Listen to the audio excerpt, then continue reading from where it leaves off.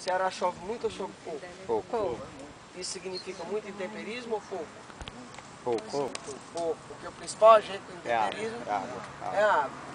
Mas- Se tem pouco intemperismo, o solo é muito trabalhado ou é pouco trabalhado? Pouco trabalhado. De forma que nós podemos dividir fisicamente os tipos de solo do estado de Ceará e ainda podemos reconhecer a transição. Ou seja, se a gente chegar no sul do país, como lá a questão do intemperismo é maior, se a gente chegar na Amazônia, legal, como lá tem um aporte de água muito grande, essa questão do intemperismo ela se aprofunda. Então é muito difícil eu chegar e dizer assim, ó, tá aqui, isso aqui é um solo umífero, isso aqui é um solo salino, isso aqui é um solo arenoso, isso aqui é um solo siltoso, porque está tudo muito misturado, influenciado pelo intemperismo. Vocês entendem isso? Sim. Entendem? Tem um conteúdo suficiente para discutir isso. A nossa sorte aqui é que a gente pode ver todos os ambientes, os tipos de solo separadamente. E o nosso azar é que a gente tem que andar muito para ver cada ambiente. Por quê? Porque aqui nós estamos num ambiente de mangue, ali nós estamos num ambiente de Mata Atlântica. E no meio aqui nós temos um ambiente transicional. Né? Então no estado do Ceará, nós temos classicamente 4 tipos de solos. Né? Isso não quer dizer que não exista pontos localizados onde você tenha solos. São distintos, né? Só que são distintos. Isso não quer dizer que você não tenha os outros solos no capítulo 2, que nós vamos ver, por cima, né? Não quer dizer que aqui nós estamos falando do capítulo 2, só que não na luz, no campo. Então, tem 4 tipos de solo básicos. O primeiro é esse solo umífero. Que é úmido, né? Não, umífero de humus. Com H, né? Com H. K-U-M-I-F-E-R-O. Certo. Pronto. Aí, turma, solos umíferos. É composto Pronto, agora nós vamos ver como é que da argila e o tudo segundo lá, tipo, aí depois a gente vai tudo interpretar. Então o segundo tipo de solo, ele está bem pertinho da gente, mas ele tem que atravessar essa seca e lá para o outro lado. Então, vamos, mais seco, né? Mais que é, arenoso, né? você percebe que há uma nítida diferença entre aquele que e este. Então aquele solo é um solo do tipo alomórfico, Aqui, né? com H. Alomórfico, alo que quer dizer sal.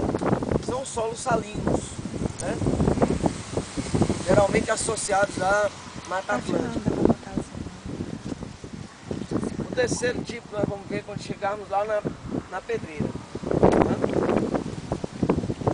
Que são solos arenosos ricos em ferro da formação barreira. Você vai notar como formação barreiras. Quando chegar lá eu vou explicar como é que é a formação barreira. E o quarto e último é o litossolos. Litossolo. Lito quer dizer pedra. Ou seja, é um solo recente que ainda tem as características e as cores da rocha que está mais próximo a ele. Então isso é muito bem definido. Além disso, além desse solo, nós temos algumas características paralelas, que são os cordões de dunas arenosos. Né? Ou seja, quando a gente começar a se aproximar do litoral, a gente vai ver uma formação de dunas móveis. E por baixo dessas dunas móveis fica a formação barreira, que é uma duna velha. Né? Vocês com certeza sabem o que eu estou dizendo quando você pensa um pouquinho numa branca, numa quebrada. Você sabe que em cima tem uma duna clarinha e embaixo tem outra. Embaixo você chega na frente da falésia. Então você tem a duna recente, você tem a duna velha, que é a chamada paleoduna. Então, já que nós estamos aqui no mangue, nós temos que ver algumas características do mangue. O mangue, nós sabemos que o solo ele tem basicamente 4 componentes. Quais são os 4 componentes do solo? Nós já vimos isso. Quais são os 4? Os 4 componentes. Componente mineral, formado por areia, silt e argila. Componente orgânico, formado por 2 tipos de matéria orgânica. Quais são os 2 tipos? Detritos e humus. O terceiro componente, que é quem? A água do solo. E o terceiro componente, o quarto componente, que quem é? É o ar do solo. O ar do solo, ele é de composição química parecida com a do ar atmosférico. Verdadeiro ou falso? Falso. Só é no começo. Depois Ou quando vai seja, entrando, vai perdendo. quando o solo é recente, ele tem uma permeação, né? Entra ar e sai ar. Então no começo a composição é a mesma. Mas aqui já não é mais. Né? E a prova disso são essas raízes. Chamadas raízes pneumatóforas. Né? A planta joga as raízes para cima, por quê? Porque lá embaixo não tem oxigênio ou tem pouco. Então ela vem pegar o oxigênio aqui fora. E a gente pode perceber isso. Eu posso perceber isso pela vascularização.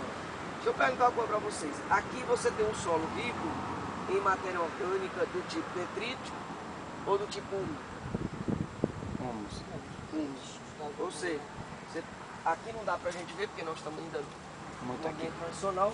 Mas eu vou, você não precisa ir não. Ixi, eles vão pra cima. Eu vou, eles não precisavam. Não, vai sim. Tá afundando já aqui. Tem hora que tu dá um pausa pra não ficar muito com peso. Pode pausar. Pausa.